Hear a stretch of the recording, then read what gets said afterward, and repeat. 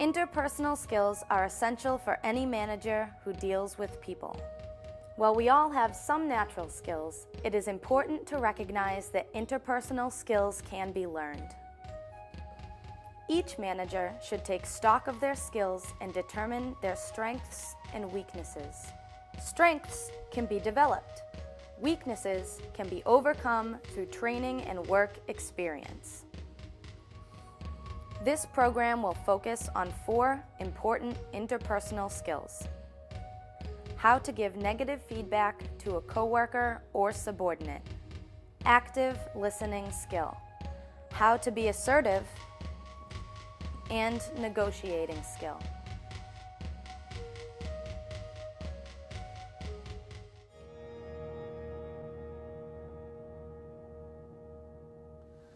Giving feedback to another person is one of the most important aspects of communication between a manager and a subordinate. Or it could be between 2 coworkers who are working together on a project. The idea of giving feedback is that a person knows how they can improve their performance by receiving feedback on the performance that they have given. And feedback occurs in several different contexts. The most typical context is the performance review interview. The performance review interview is typically administered once a year, although in some cases it can be more frequent. And another typical way that feedback is given is on a day-to-day basis, when a manager or coworker seeks to let a person know how they're doing so they can improve their performance in a timely manner. Typically, the best way to administer feedback to a person about their performance is to provide support for your evaluation. And in this particular case, I'm talking about negative feedback. Of course, a person is pleased to receive positive feedback and encouragement, but it's much more sensitive when the feedback is negative. So the idea of providing support really means providing evidence or objective facts that a person can understand and relate to personally. So the kind of evidence you might want to provide is examples of behavior that were ineffective or need to be improved, or a description of a situation in which the person was involved in which their performance was central. And by describing the situation, the person then understands their behavior more clearly. And then by comparing that to a standard. The standard can be the standard of acceptable performance, or the standard can be the standard of excellence that you're striving to motivate the person to achieve. In administering feedback to an individual, it's important to keep your tone impersonal. And by that, I don't mean cold, or I don't mean distant. What I mean is objective. In other words, as I said earlier, it's great when we receive positive feedback and our performance is praised. On the other hand, when we're getting negative feedback, we may react in a way that is difficult in terms of understanding the communication we're receiving. So by impersonal, I mean objective, with an even tone of voice, and especially to step away from any personal relationship you may have with an individual, or any friendships you may have with an individual, in terms of coloring the feedback you're giving incorrectly. So be sure to distance yourself in terms of being objective. In terms of communicating feedback to an individual, we need to make sure that the person understands the communication. And this is important for any number of different reasons. First of all, the communication may be problematic just in terms of the language or the lack of comprehension. But much more importantly is the way a person normally will react when they receive feedback. In other words, a person may be defensive. In other words, they're not going to really be ready to face up to the feedback they're getting. Or a person may get angry. And once a person gets angry, it's very difficult for them to understand what you're saying. And then most common problem is a person may not listen to you. A person who doesn't listen cannot receive your communication and will not understand the message that they have been given in terms of what they have done in terms of their performance and what it's going to take to improve their performance. One thing you can do is to ask a person to summarize their understanding of what you have communicated to them. If during the summary you realize that they really aren't talking about the same thing that you were talking to them about, you need to continue the conversation until the point where you think that they really have understood the message. One tip in terms of giving performance review and performance feedback is to criticize controllable behaviors. By that I mean sometimes performance is due to things that are out of a person's control. And that may occur due to companies changing their priorities. It may occur because of politics, or it may occur because of other external events that were out of the individual's control. So those kinds of performance behaviors, whereas they may have been disappointing, aren't things that a person can improve upon. So try to criticize and evaluate performance that is controllable by the individual, and that way they'll be able to make improvements.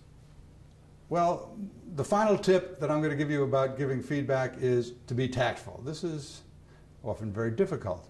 In the context of giving performance review information, what I mean is that we need to understand that a person will be very pleased to receive positive information, may be very disappointed or even upset to receive negative information.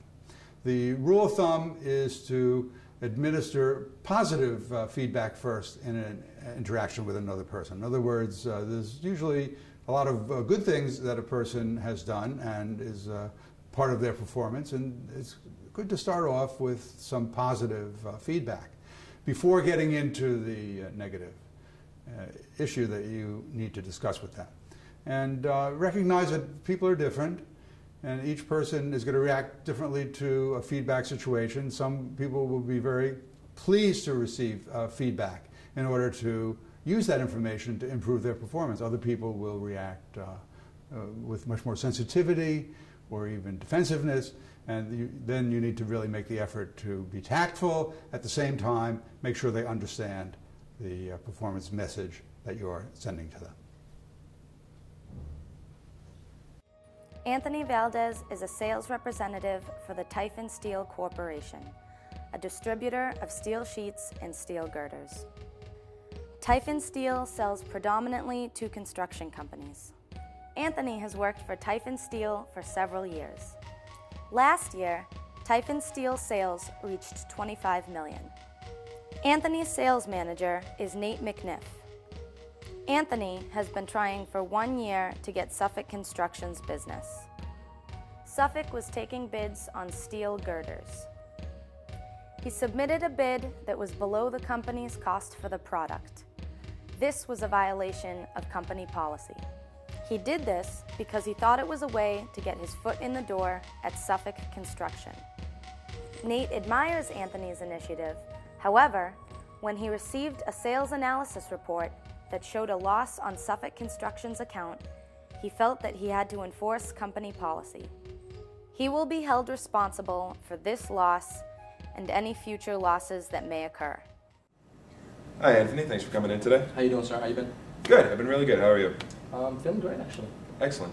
Well, you know, I was looking over the sales reports the other day, and you're doing really well. I just want to say that, you know, first and foremost, you've always been really good at bringing in hard to get deals, you know, communicating with those companies that other salespeople can't quite seem to get a foothold in. Okay. And one of them is Suffolk Construction. Okay. I saw that you landed a deal with them on the 23rd, which is great, but you took the deal at a loss to the company. Yeah. And you know, we have a policy in place that we don't make sales that are at a loss. Okay. So I understand, you know, that was one of those tough to get deals, and you might have felt you had to jump through a couple of hoops to get that deal, but you always got to clear it with me as your sales manager for that. Yeah. So I was wondering if you could comment on that for me. Well, we've been trying to catch, you know, an account with Suffolk for about 12 months, and at that time I saw an opportunity to do so, and you know, it's competitive bidding. So there's a lot of companies making these bids, and I made a bid for 30,000. And at the time I wasn't thinking of the policy. I made a bid for a low bid, even though it was still a loss towards the company. I knew that no other company could match that, and by doing so, we caught the account with Suffolk Construction. So I wasn't really thinking of the policy at that time. I apologize, but I was just trying to catch that deal with Suffolk, and we got it. You know, we did get them, and that is good. Mm-hmm. However, we have policy in place for a reason. Yep. And you know, there's a hierarchy in order. You know, you report to me, I report to other people. Mm-hmm. And the problem is I didn't know about that loss Okay. until I was looking at the sales reports. Yes. You know, you should have authorized it with me, or you at the very least should have told me about it, you know, directly after making the deal. Mm-hmm. Because that could have looked very bad on me if my bosses had asked about it and I hadn't known about it. Yep. It would look, you know, bad for me, bad for our sales team. Yeah. So in the future, you know, if you're gonna go through those lengths to get that deal, you have to make sure that I'm well aware of it beforehand, and I have to authorize it. Oh, okay, I apologize. I realized I didn't seek your authorization, but it was just a spur of the moment thing, and I seen the opportunity, and I apologize. That happens. We're in a competitive business, so I understand that. Oh, okay. So just so I know that we're on the same page, could you just summarize what we've been talking about a little bit today? Well, basically, company policy is we don't sell at a loss, Mm-hmm. and if I'm going to sell at a loss, even to catch a big fish like Suffolk, to make sure I seek authorization, and I apologize for not doing so. Okay. Well, like I said, you're a very good salesperson. Mm-hmm. This is the first time we've ever had to have a talk like this. Yep. So keep up the good work and just keep company policy in mind. All right. All right. Thank you very much, sir. Thank you. Have a good one. Yep. Thanks.